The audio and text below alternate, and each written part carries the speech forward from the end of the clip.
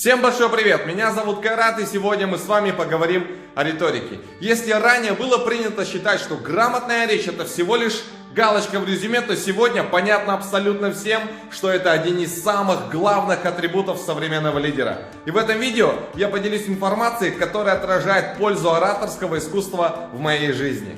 Будучи студентом, пока все мои однокурсники грызли гранит науки, я гонял мяч, занимался музыкой, играл в дебаты, а все потому, что благодаря речевым скиллам мне было достаточно бегло прочитать конспект, выслушать одного хорошего докладчика, дабы выступить и получить положительную оценку. И, кстати, университет я закончил с отличием.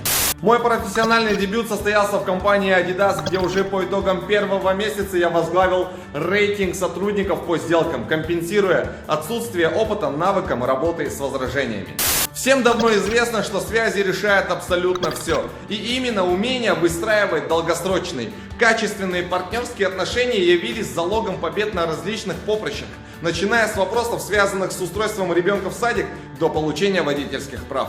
И я сейчас не про коррупцию и взятки, если что. Кто не умеет говорить, тот карьеры не сделает, сказал однажды Наполеон. И как же чертовски он был прав. Способность презентовать свои идеи, защищать проекты, аргументировать точку зрения и договариваться с коллегами стала допингом в забеге по должностной лестнице. Так, всего лишь за год я вырос из рядового специалиста до регионального руководителя. Я далеко не Бен Аффлек и не Роберт Паттинсон, но у меня никогда не было проблем в общении с противоположным полом. И как признается моя супруга, 7 лет назад она влюбилась в голос, речь, в манеру ведения беседы и только потом смирилась с моими большими ушами. Вот так вот. На этом все. Всем большое спасибо за внимание и резюмируя свой небольшой спич, призываю вас, дорогие друзья, развивать в себе коммуникативные навыки, ибо все великие события начинаются с общения. Всем удачи!